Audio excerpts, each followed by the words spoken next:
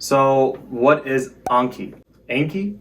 I don't even know how you say it. Anki is a digital note card taking system that promotes spaced repetition. It's based on an algorithm, so you see more of the content that you have not mastered and less of the content that you have mastered. It even takes into account how confident you might be about the content, how long it takes you to answer the questions or answer the note cards. Now it can get very overwhelming at first, but let me show you how to install Anki, the basic add-ons and tricks that helps you get the most out of your studying. So Anki is a web-based platform, meaning that you can use it online and you can even do your decks online, but I recommend you download it to your iPad, your phone, or your MacBook. Here I'm using it on my MacBook, so it might look a little different when you're downloading it to your iPad.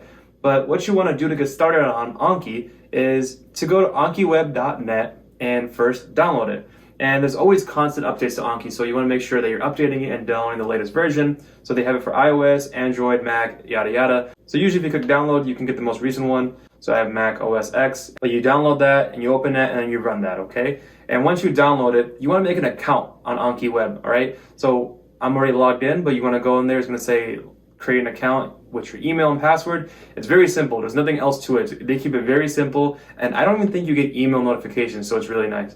So after you create an account, you want to log in and test it out, and then you want to download the actual application, which we just did, right? And then we're going to open it up on our computer, and this is how the icon might look like for you, okay? So once you click that, and this is how the home page will look like for your Anki app.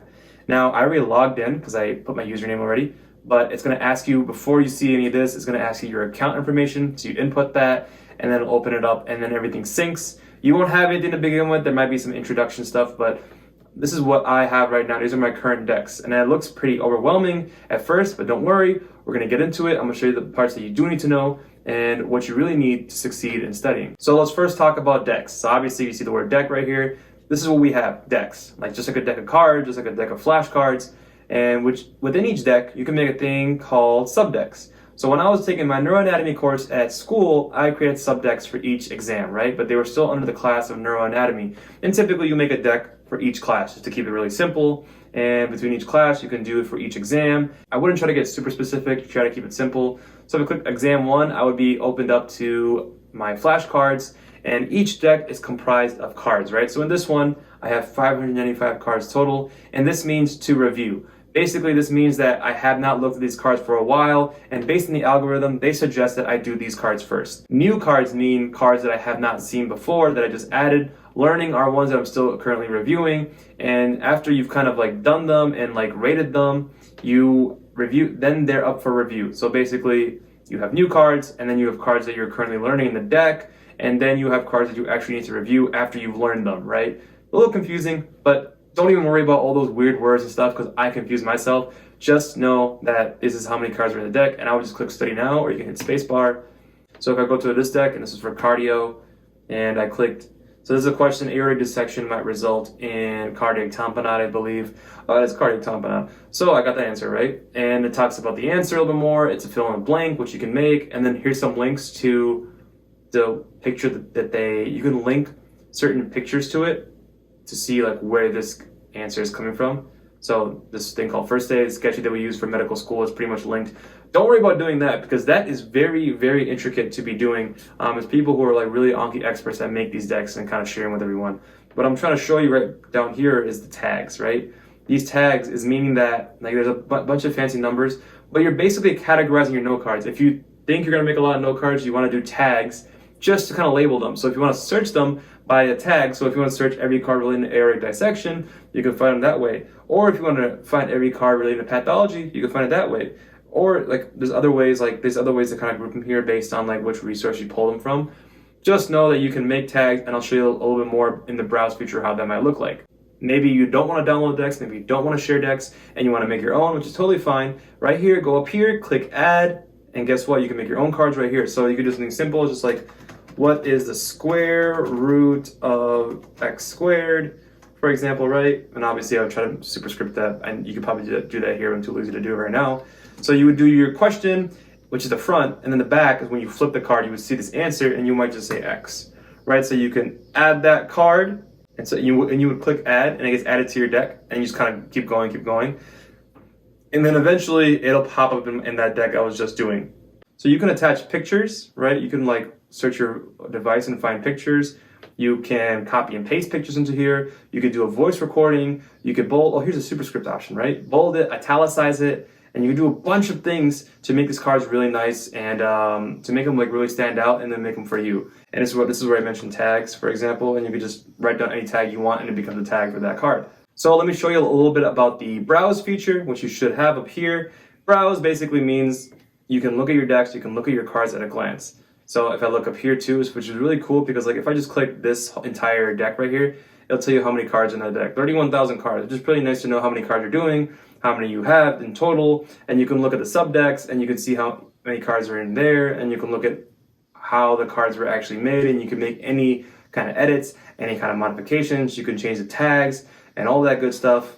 And what's really good with Browse is that, let's just say if I look at my whole collection, for example, I'm gonna click the whole collection right here. And then if I wanna search something in my card, I wanna find a card that relates to this. So I might just type in heart, very general. So anything that has the word heart in it might pop up, okay? You can find any of those cards that might meet your search criteria and you can filter it further. But this is really good if you're trying to remember a card that you made before, you're trying to change a card. And with Browse, you can not only just search cards in and of itself within your decks, you can search cards by tags, you can search by card type. So this is just really, really complicated. So no one ever does this part, all right? So if you just want to search cards within your decks, I recommend doing this. You can search here and type it in. And the biggest thing I want to show you is that you could just type in things here and search stuff within your decks. So I want to talk a little bit about how the space repetition actually works, is that when you click the question, right, and you saw the answer, and since I've done these cards already, this is going to look a little different for you in the bottom, but in this case, I have this word again and good, okay? So as you can tell, it might be coded just like this when you begin with. Your shortcut key is 1 and 2. So spacebar will just hit whatever is selected, but depending on how you feel about this question, how you answered it, if you want to see it again because you weren't confident, you would click 1 and that hit again. But if you thought you were pretty confident about it, just hit good and you'll see it a little later. And you keep doing that for all the, you do that for all the note cards that you go through, right? It's like, oh, okay, I like this one, I'm good at this one, I'm okay with this one, I'm okay with this one. And as you keep on inputting these keys, right, if you think it's good, if you think it's easy, if you think it's hard, it'll show you more of the harder stuff and it will delay the things that you're really good at and then you've been getting right. So this is how the algorithm kind of works. Just by you clicking spacebar and clicking some numbers at the top, this entire kind of system understands what you're learning, what you need to see later on, which is why Anki is so good, because it's a little more objective. It can tell you when you need to see certain cards, when you need to review certain topics and subjects. And one thing that Anki does that everyone likes to talk about is how many cards you've done in a day. So for example, it's always going to say this on the bottom, and this is like a add-on I'll talk about in a second, but so like I just studied 22 cards in 2 minutes today. All right, cool. Do not be that one student that just boasts about how many cards you did. Like, no one cares. Do this for you. If you want to do 100 cards a day, do it for yourself. If you want to do it for like 10 minutes a day, do it for yourself.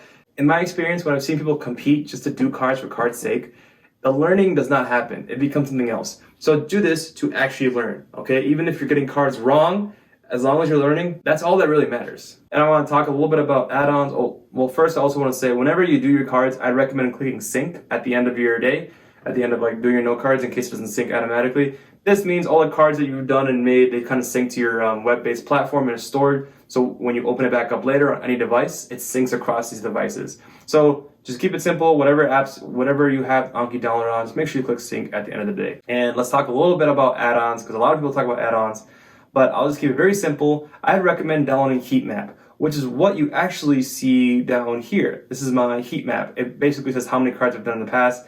Since I've taken a break from med school, you can tell I've stopped doing Anki for a while.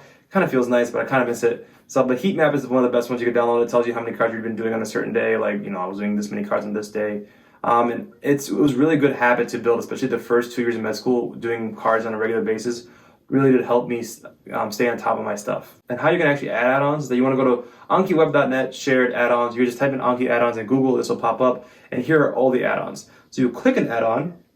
This is a new one that just came out. So what you do is you scroll down and it says you can download it directly, but I would just do this. I would just copy this code. You scroll down, you find the code. It says to download this add-on, please copy and paste the code. You copy it, and then you would go to get add-ons, right? And then you type in the code that you just got. It's kind of weird, but it's really simple when you think about it. And you type that in, and guess what? It adds to it as long as the version matches up to the add-on. So you can do night mode. I added colors to my buttons to keep it interesting. And yeah, I would say heat map is a must. I would say night mode is pretty cool, button colors, and here's a dictionary lookup. So like actually any words I put in there, you can actually look things up as you're doing your Ankis. But add-ons are not necessary. As just by the name of it, they're called add-ons. So start off basic and then add things that you think are helpful to you. All right, so that was a very basic introduction to Anki. If you need to watch that back, go ahead and rewind it and stop and look at what I was talking about. And I do want to plug my study course, which is live now and it is free. And I've been adding bonus sections to it and I'm going to add to it frequently. And that study course is free to watch. I recommend clicking the link in the description to watch that course and sign up for your free trial of Skillshare. Honestly, it's worth every minute and I keep it very simple for people even like me to understand. Good luck in your studies and do your best. We'll catch you here next time.